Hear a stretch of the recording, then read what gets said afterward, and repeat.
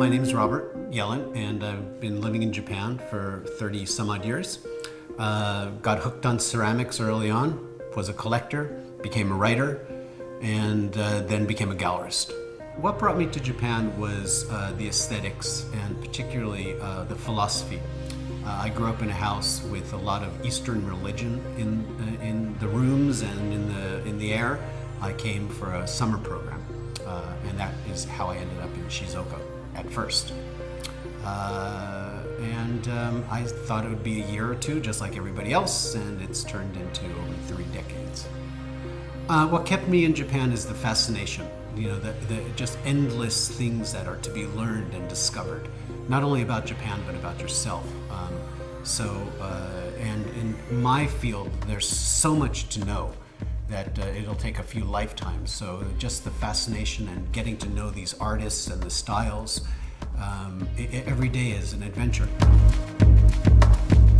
If you want to know about Japanese history, just follow the path of ceramics, because it goes to the beginning of recorded history from Jomon, 15,000 years ago or so.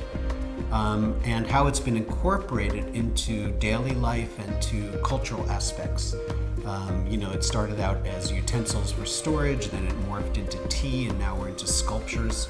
And the variety that's being produced is unsurpassed any place else in the world.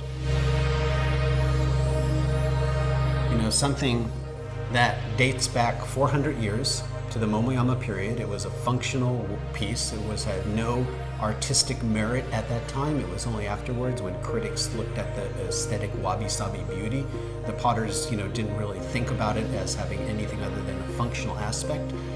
This particular piece is a style from Bizen, and it was a boat flask called a funadokuri or a kaburadokuri, because it needed to be squat and heavy so it wouldn't really bump around on the sea.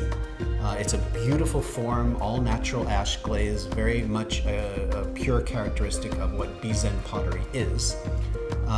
But we don't need boat flasks anymore, so how does a tradition become relevant to our lives today? It has to change and morph. So you have people taking that basic form, but giving it a little more elemental sculptural feel, like this. So it's basically taking the jar I just held, stretching it out, giving it a little elegance with this raised line, giving the lip more emotion, and bringing it into a sculptural realm. Of course, it could be used for flowers, but it just sits as itself as a piece of sculpture. And then you also have somebody taking another form, like an old bucket form, and making it very animated, like this piece. That is made by one of the leading artists of Bizen today. It's got a little motion to it, it's got some energy with these little ears that are traditionally found on vases, but he's unbalanced them, give it a little cut edge here. So this is how tradition comes into the needs of the daily life today. You have to morph it and change it, otherwise it will disappear, just like any industry. I wanted to introduce what's happening today in the ceramic world. So I contacted the Japan Times, and he was like, yes, we've been waiting for somebody to write about ceramics, so send us a few sample columns, and they liked it. So that turned into a decade-long column called Ceramic Scene. And then on the other side, I used to write a column for a magazine called Hono Geijutsu, The Art of Fire. And it was called Nippon Shuki Hyakke, 100 Views of Sake Vessels. And I wrote this book called Yakimono Sanka, an ode to Japanese pottery. And it was selected by the National Library Association to inclusion in all libraries. And it's basically an homage to the Book of Tea. It's not historically related, it's more poetic, philosophical, my connections to certain pieces, how I found them, who made them. And it was really well received.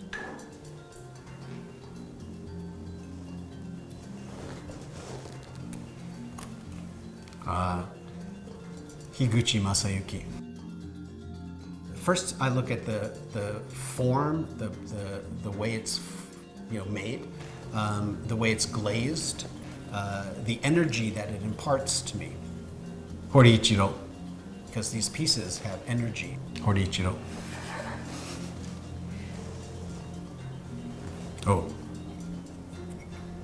Matsui koyo. Matsui koyo. So this was the old potting district of Kyoto.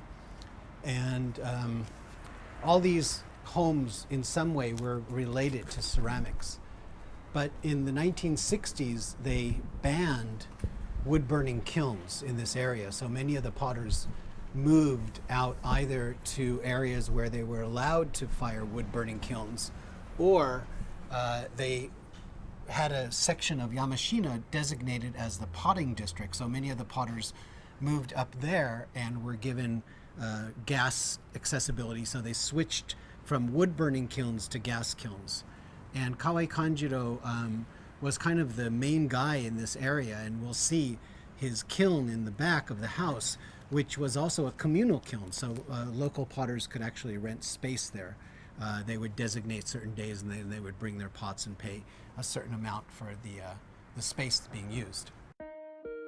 Kawai Kanjiro is one of the most creative ceramic artists throughout the whole history of Japanese ceramics. He was not born in Kyoto, he was born in Shimane, I believe around 1896. He passed away in 1966.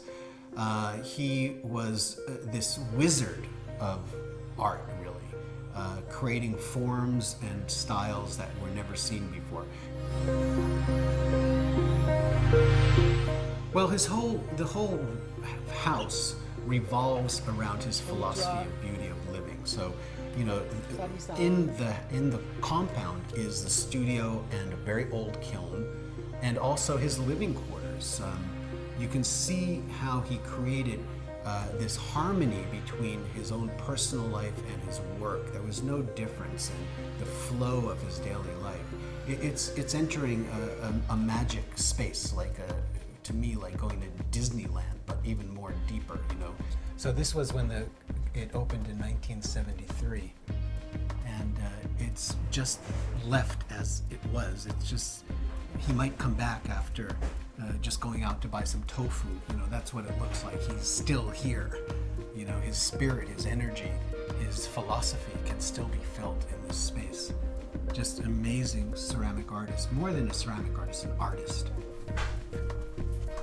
So when you come to visit the Kawai Kanjiro house, and I recommend it for anybody who visits Kyoto, you'll come to this display case area, and they're always changing the second, third, and fourth display cases. But this first one shows a lot of his personal items that he lived with: his hat, his glasses, his prayer beads, his soroban. He also liked to smoke, so he designed lots of kiseru, or little pipes there. I brought a piece from my personal collection, which he threw right here. One of his famous glazes is called gosu, or cobalt blue, with a neat little flower design. So this is a treasure of mine, made here by Kawai Kanjiro, a stemmed sake cup. Oh, you can see the brethren ones. And then the kiln area. This is a noborigama, which is a multi-chamber climbing kiln. This type of kiln was introduced via Korea in the 16th century. And there are various chambers that you load. So one of the advantages of this kiln style is that you could fire different glaze styles. You didn't have to always fire the same style. And you would light the fire here. And again, this is where the kami dwell. You would light the fire here. It would progressively heat the next chamber. So it was also fuel efficient. You didn't need as much wood.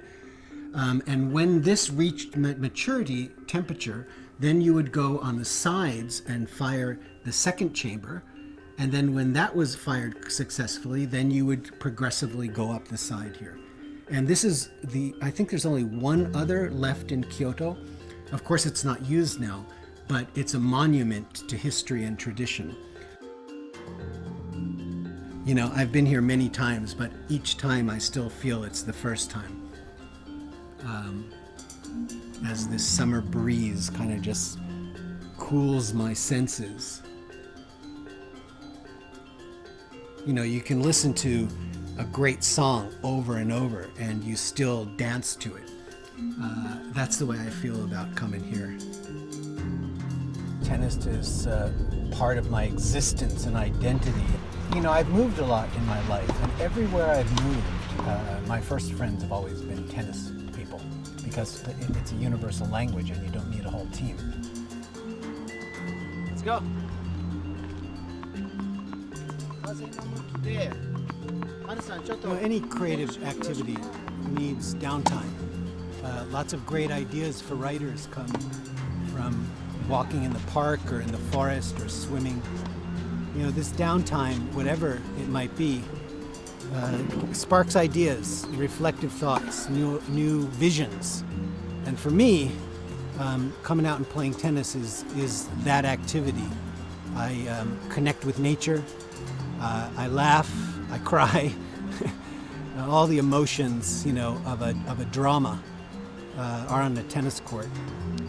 Kind of like a miniature tea room in a way. Lots of drama there in a quieter way. So for me, it's really important to come out here as part of my activity as a creative person, I like to think, and find new ideas and be part of nature, just like ceramics are.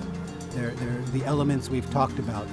So coming out here in Ohara, northern Kyoto, is a very precious time to me, as is in my gallery.